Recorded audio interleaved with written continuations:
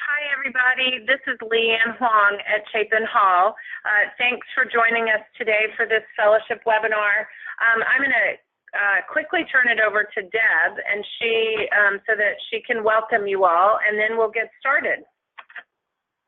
Good afternoon. Good morning. We're glad that you're able to join us.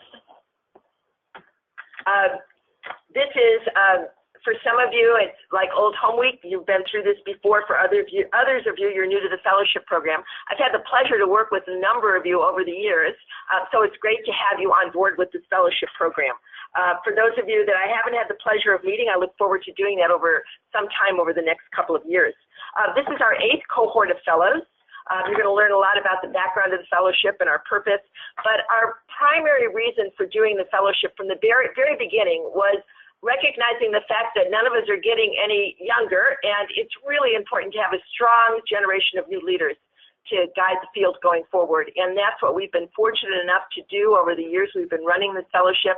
I fully expect this current cohort that you're all working with to follow in the footsteps of those that have come before them, and to really, by the end of the fellowship, to feel very connected to the work of preventing child maltreatment and promoting child well-being, to the work of translating research into practice, and to be part of a network of like-minded interdisciplinary scholars, which is what we've worked so hard to develop.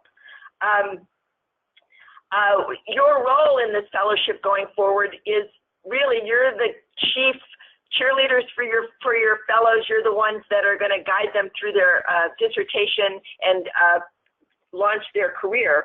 We see ourselves as helping you, contributing to the work that you're doing, that we want to be there to provide the fellows another opportunity to link with all of the other academic mentors that are working with the program, as well as to learn more from their colleagues. We think that you're all joining a family, and that's how you should think about it, and that we're going to be in a position to learn from each other going forward. Leanne and Mickey are going to take you through sort of the logistics of the fellowships, what we do. We're going to make this presentation as concise and clear as possible, and hopefully get you on your way, because I know you all have very busy schedules.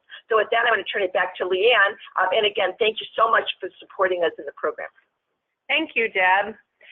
Like Deb said, we'll go through this all as quickly and concisely as we can. We expect that we'll be done in a half an hour, if not sooner. During the webinar, this is not like a super interactive webinar at all. We just want to give you all a lot of information to make sure everybody has the same ideas about what the fellowship is.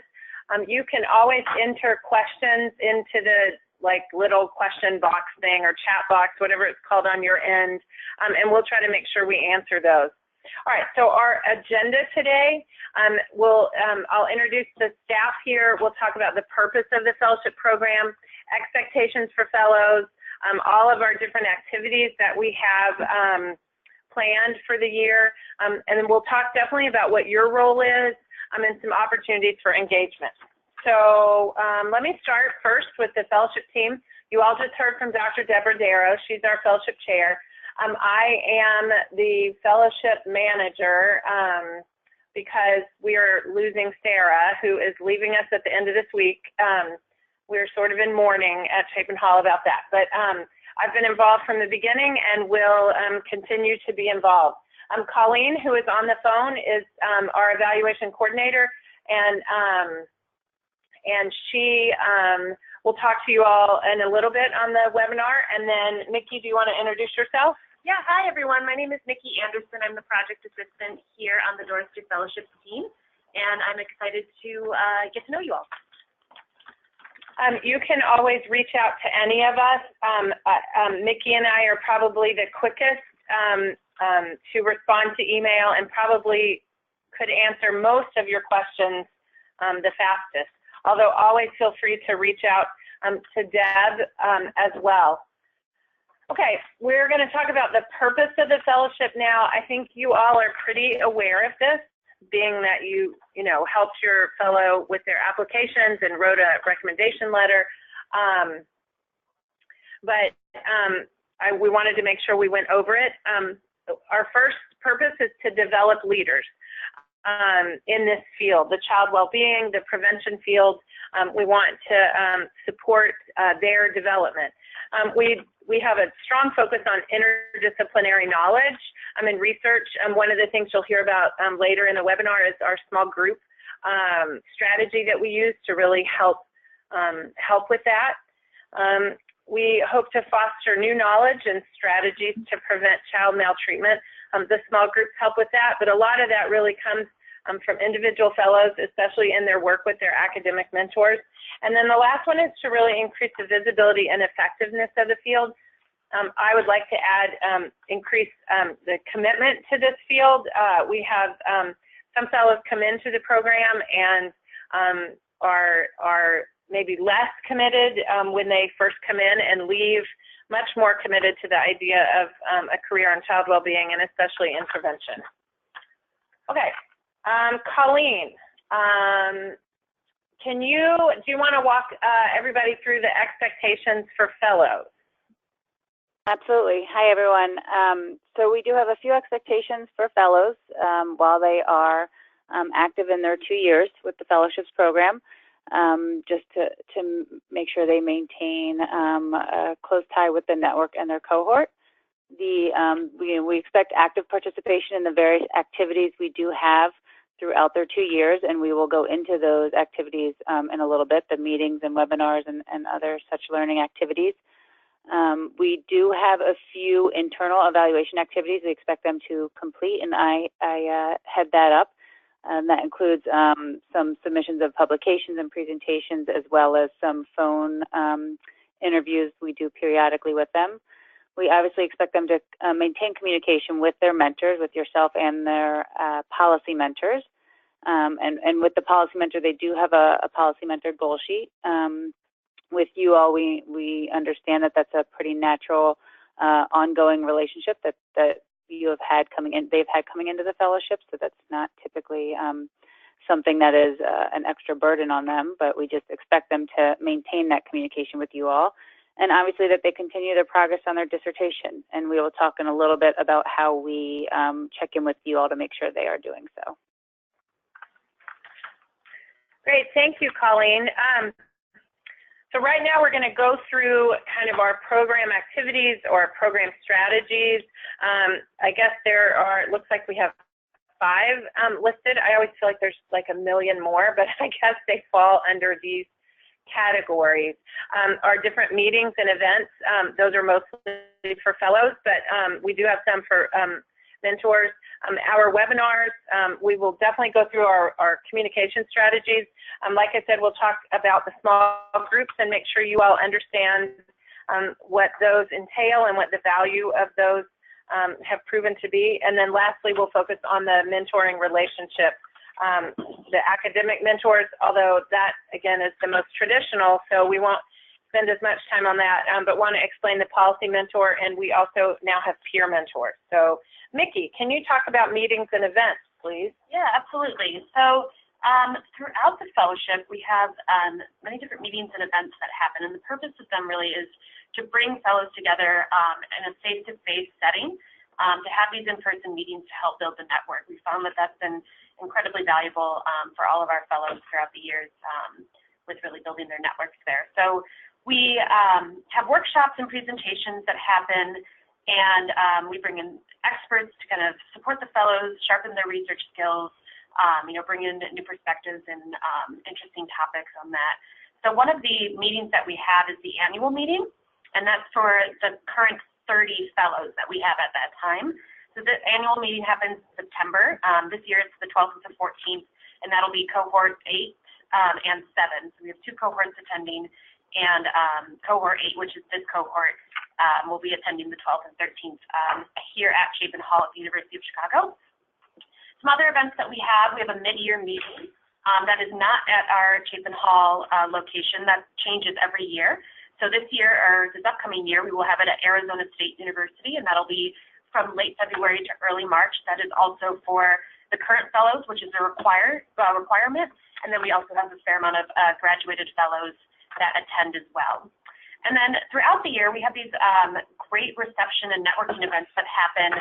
Most of the time they happen at different conferences or gatherings that happen, and we will make sure to reach out to individuals in the area, or if you might be attending those conferences, we will let you know. We'll send invitations, and normally those are like happy hours or networking events or gatherings of some sort. So you are invited and able to join. We would love to see you there.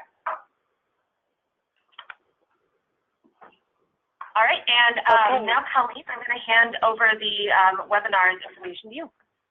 Great, thank you. So we do hold a couple of webinars throughout the year for the fellows who are expected to attend them. And the purpose really is, as you'll see, to expose fellows to not only emerging information, but also national leaders on a broad range of topics related to child well-being. And so we have both, leaders from around the country, as well as mentors, both policy and academic mentors that often are coordinating and presenting the webinars to the fellows. So it's a great way to engage mentors in the network and to give them a chance to kind of present their work, or in conjunction with the fellows, what they're doing with fellows, and present their work to the network of fellows.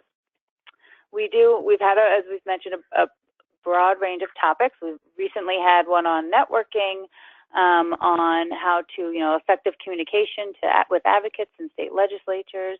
Last summer, we did one on the Affordable Care Act and Medicaid and youth transitioning from foster care.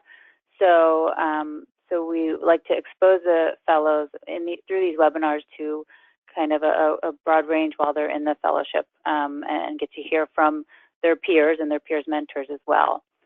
So if there is anything you would like to present, either yourself or in conjunction with your fellow, please let us know, and we'd be happy to coordinate that as a webinar.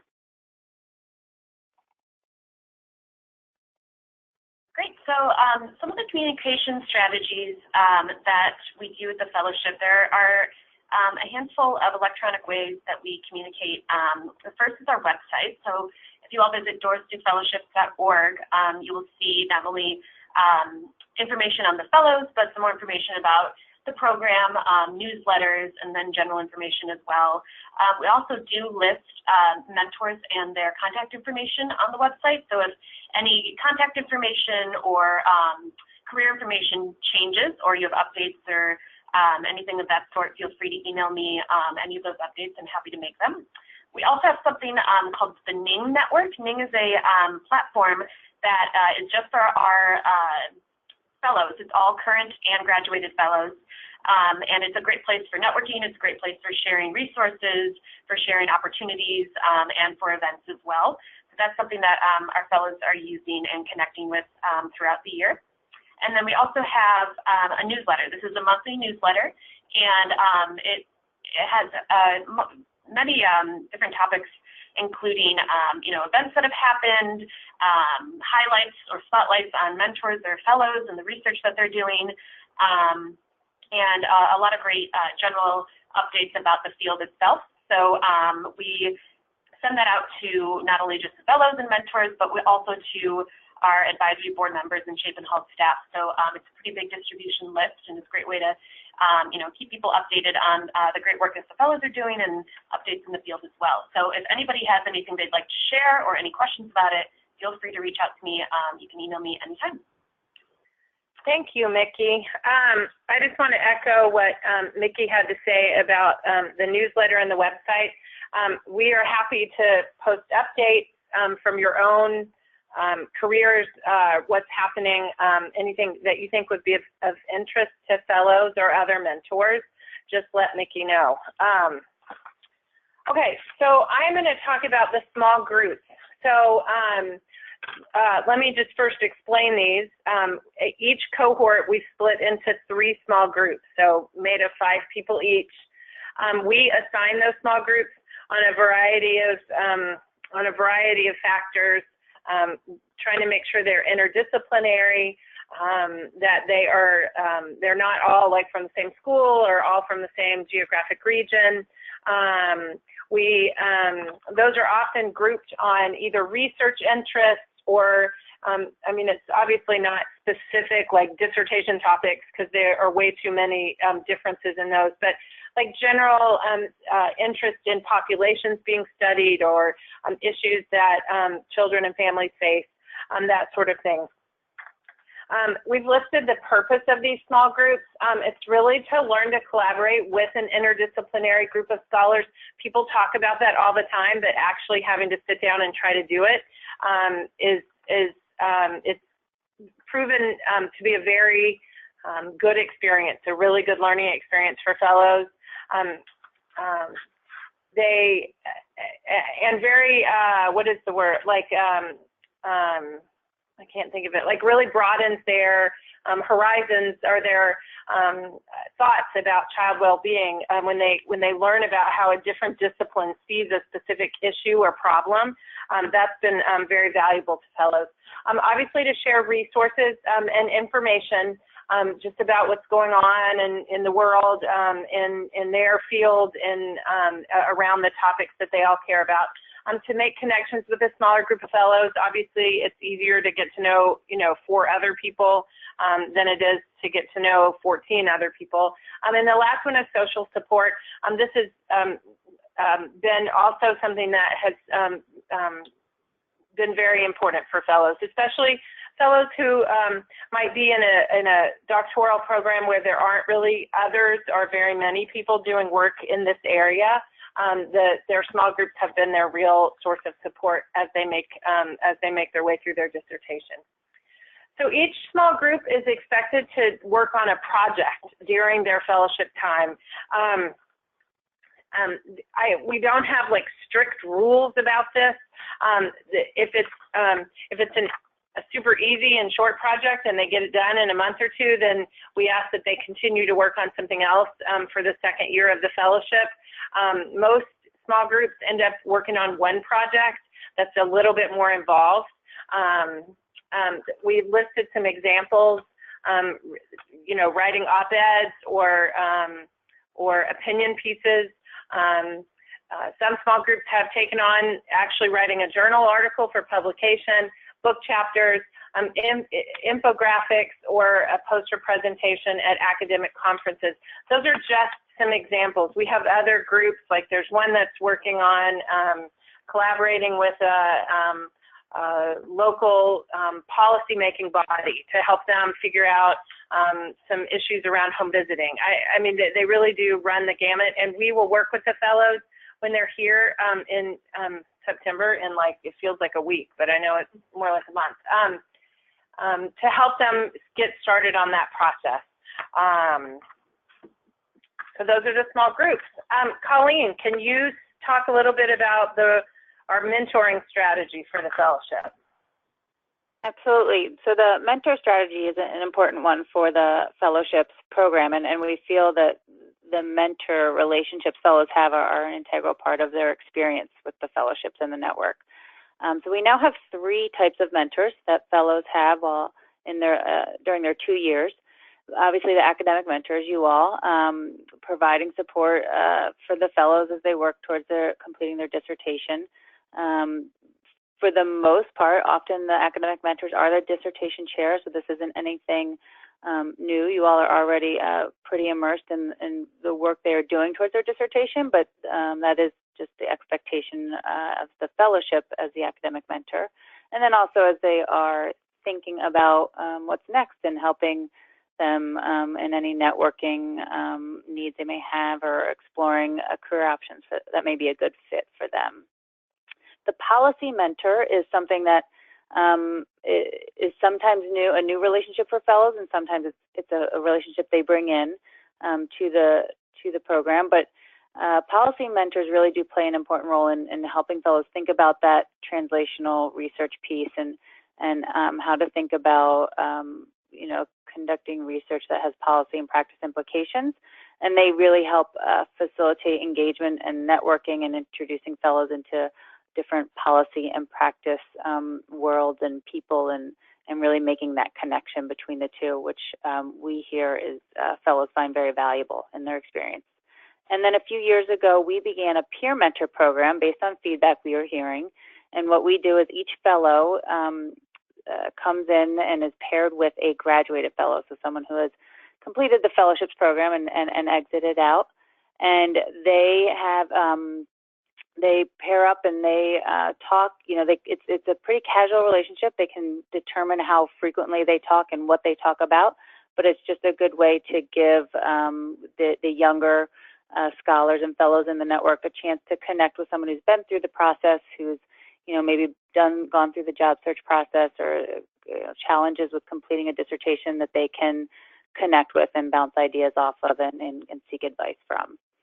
So with that, we do have a check-in, as I mentioned earlier, once about halfway through. So next summer, we will ask for a brief written feedback from you all, and it's really around the progress the fellows making on their dissertation, if they're meeting deadlines, if there's been any challenges that they've had in the past year, any barriers you see the fellow may be facing to completing their dissertation as planned, and just to get your feedback on how the fellow is progressing towards completing their dissertation.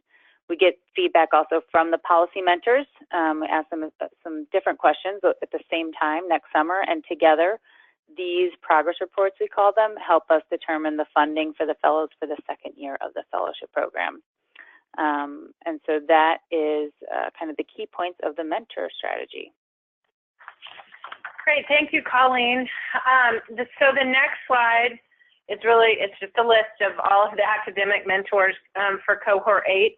This information is on our website as well, but we wanted to make sure you all had a list of each other. Feel free to reach out to one another. One thing I want to add,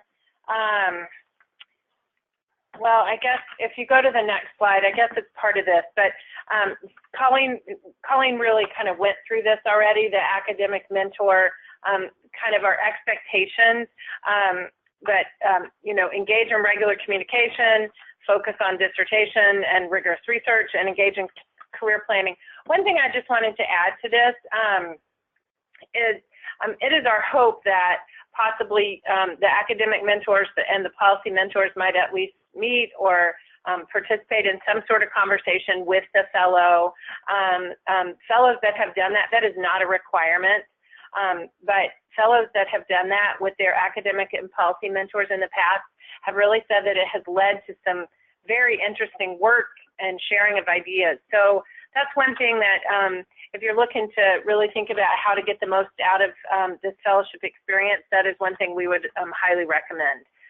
The policy mentors are having their introductory webinar this afternoon. So they'll kind of have all this information after that. Okay, let's see. The next slide really focuses on, these are just some suggestions for mentoring strategies. I'm not going to go through all of these. You all are working closely with students all the time. You know, obviously really to clarify your expectations, goals. A big thing is to agree on communication frequency. Again, most of you all are probably working like every day, maybe even too much with your fellow on a regular basis. You know, but we've listed those in case you need them. Again, we do hope that you stay in close contact with your fellow as they work their way through their fellowship experience. If you ever need any support from us, we are happy to be of service. We definitely have had, I don't know that every cohort, but probably every other cohort where a fellow's entire dissertation kind of falls apart, usually because of a lack of data access. Often Deb especially has been able to help in those situations, usually just by connecting them with, you know, you all with somebody else who may have access or access to similar data somewhere else. So we are certainly here to help with any issues that may arise with your fellow or with their dissertation. The last thing we're going to talk about, and then we'll see if anybody has any questions, although I'll remind you now, please feel free to go ahead and type in questions if you have any. But this is for opportunities for engagement in the fellowship itself. As we've said, and as you probably guessed, your primary involvement in the fellowship program will be at the individual fellow level. You'll be interacting with your fellow just like you normally would have. And that is where we really see the academic mentor's role, focusing on that dissertation and supporting them as they move forward in there. We do ask that you support them in their fellowship activities. You know, the small group activities, those usually meet, the small groups usually meet once a month. We would ask for your support as they participate in that small group. Some academic mentors have been a huge help to small groups. They've really helped them come up with ideas or introduced them to people or helped them, you know, work on whatever projects they're working on. That would be wonderful if you have that opportunity. We ask that you support their participation in the 2 in-person meetings that they go to each year. Those are a requirement for the fellowship, so we would ask your support in those for them attending those meetings. Other opportunities are like Colleen, I think Colleen was talking about the webinars. If you have, if you'd love to facilitate a webinar for our fellows, we would be happy to arrange that. Also, I wanted to mention sometimes many people are already doing webinars on their own for other groups or other organizations. Please feel free to send us that information and we can advertise those to our fellows if it seems appropriate. Sometimes mentors speak at one of our meetings. I know some of you actually have been. David Finkelhor, you were just at our mid-year meeting. Dr. Reynolds was at our was it last year or the year before annual meeting? I don't remember. So some of you have already done that. So we may ask for that. Like Mickey said, we'll have receptions at things. You can attend those. We'll definitely let you know. Oh, wow, we have this on our slide already, to meet with the policy mentor and fellow. So I've already talked about that. Helping with small groups. And then sometimes, this has happened a couple times in the fellowship where we've had a small group of fellows that aren't, it's not their assigned small group, but I mean, there's just a group that has a specific interest in a topic, and they have worked with an academic mentor to do some readings in that area or have some conversations around that topic. So if you have any ideas about that or you're interested in facilitating something like that, please let us know. Sarah or Mickey, do you have anything to add? Nope. Okay. It looks like we have maybe one question. Okay, so this is about the meetings and the costs and the stipends that the fellows get. So the fellows have all of this information already, and they've been given this information in a couple different ways. But let me make sure all of you understand how it works. Each fellow gets a $30,000 stipend, and they are able to use that for whatever need they have. Our expectation is that they would also use some of that for meeting expenses. Chapin Hall covers the hotel costs for both the annual meeting here at Chapin Hall and the mid-year meeting, which in 2019 will be at Arizona State. So we'll cover hotel costs. We will also feed them, while they're here, breakfast and lunch at each of the meeting days. And usually there's one reception. Here it's on Thursday night. I don't know what we're doing at ASU yet. But if they want to make a meal out of the reception, they often can. The rest of the costs are theirs to cover out of their stipend. So that includes their airfare. If they are not local to wherever the meeting is. That includes any ground transportation, taxis to and from the airport and hotel. Here at Chapin Hall, we do provide a shuttle from Chapin Hall to the hotel at the end of 2 nights. So Wednesday, at the end of the meeting on Wednesday and at the end of the meeting on Thursday, we will get them back to the hotel, but it is up to them to pay for their own way to get to Chapin Hall on those 2 days. The main reason for that is because the $30,000 is we feel like and actually we know, we've compared it to other fellowship programs, it's a pretty generous amount for this type of a program.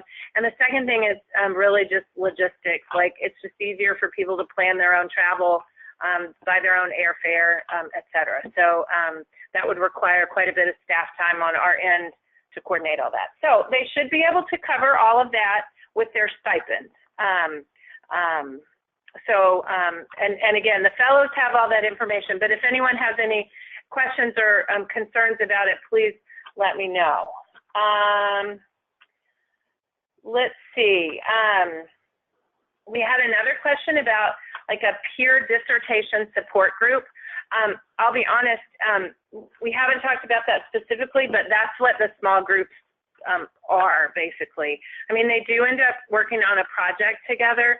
I will also be honest with you, those are usually, most small groups tend to do something that is somewhat like light lifting. It is, I mean, it is rare that they do like a journal article or something that involved. I would guess, I don't know what you guys would say, but probably at least 50 to 60 to 70% of that small group really is social support for as they work through their dissertation. Problem solving around data issues or recruitment, that's a big issue for people doing original data collection, recruiting subjects, that sort of thing. So it does kind of end up being that. But that's interesting. We could ask them if people feel like they need, you know, more support for their dissertation work, and open that up to people. Oh, I'm going to say one more thing about that. The peer mentors have been a huge help with that. So those are graduated fellows. Some of them have just graduated in the past year or two. Some, it's been a few more years. Our feedback, I mean, a couple of mentor pairs haven't gelled great. You know, they're not going to be lifelong collaborators, but most of them have been incredibly positive relationships, and a huge part of it is support for their dissertation, trying to help them get through that. One group of graduated fellows right now is working on like a tip sheet for how to kind of get unstuck when you're working on your dissertation. You can't figure out how to keep going. So they're working on that we hope to have available in the next month or two. So most of the graduated fellows are very involved still in the fellowship. The peer network that has been developed is just really powerful. So we're excited about that, and hope that your fellow will have the same kind of experience. We're working super hard to make sure that they do. Okay, I think that's all we had. Again, please feel free to reach out to us at any time with any questions about anything having to do with the fellowship. We are glad to answer any questions or talk through anything that you or your fellow may need. But I think we will end here. I know you all are excited to have a webinar that lasts less time than it was supposed to. At least I am always excited when that happens. So thank you all, and good luck this year with your fellow. Let us know if you need anything. Bye-bye.